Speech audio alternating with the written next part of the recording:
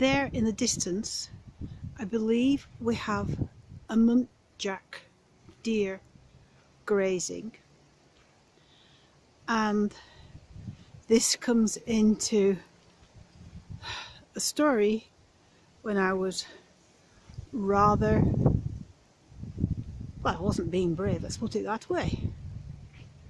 I hope you can see that clearly on a large screen, because quite frankly, from my perspective, it's just guesswork, because I really don't think my eyes stretch that far.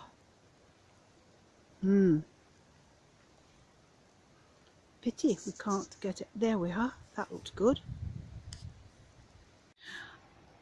Looking at that right hand corner, that's where my story of being scared starts, and it concerns this area of woodland here, which you can consider to be something of a blunt oval.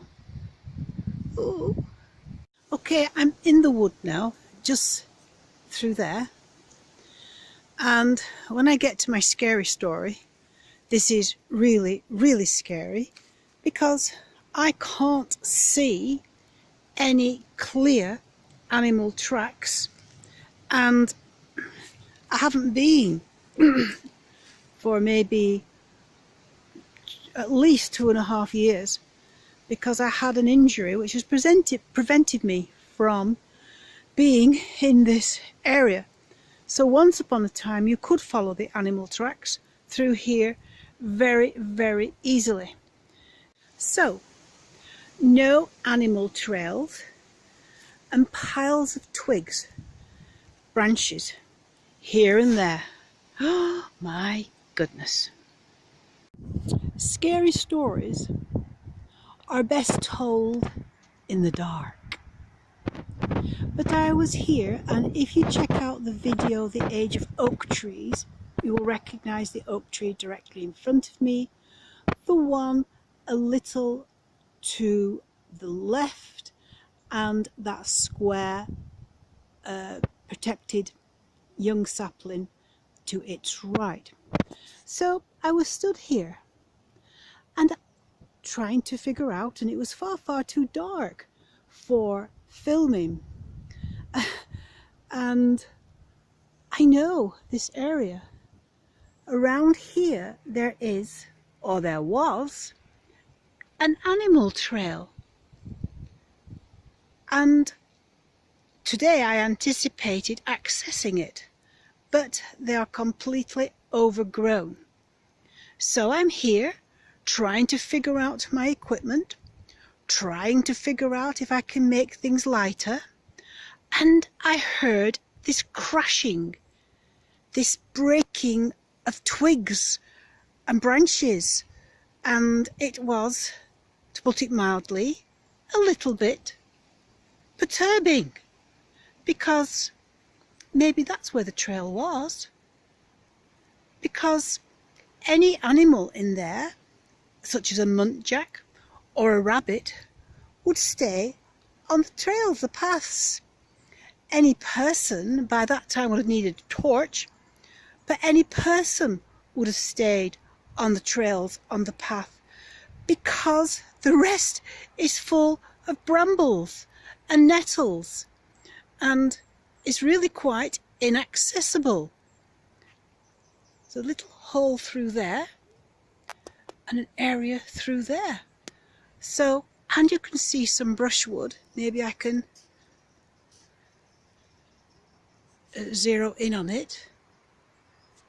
So I was a little bit scared, but telling myself, oh, this is ridiculous. There's nothing in there that's going to get you. And anyway, it's time to go home. So I walked round that corner. That is the young oak sapling that I doused as being 42 years old, when in actual fact the energy of the area was 42, because it's commemorating someone who lived for 42 years. So I'm continuing round that corner. So there is the young oak tree, and I am going along here. So you can appreciate that this is taking quite some time. A little further. Okay, point of reference. The little oak is round the corner to the right. And by this time I've forgotten about the brush crackling, because it's getting past dusk and really getting very dark, and I took a couple of pictures of the moon here. I'm walking along here. Now then, there used to be an animal trail out of that wooded area, and I'm not really a fanciful person, but there were large padded feet like a huge dog running parallel to me, or maybe even walking parallel to me. There quite simply is not a parallel path there, even when there was animal paths in this area. Believe you me, I was not feeling brave. There was no one else in the area, no one else walking or walking their dogs in the area.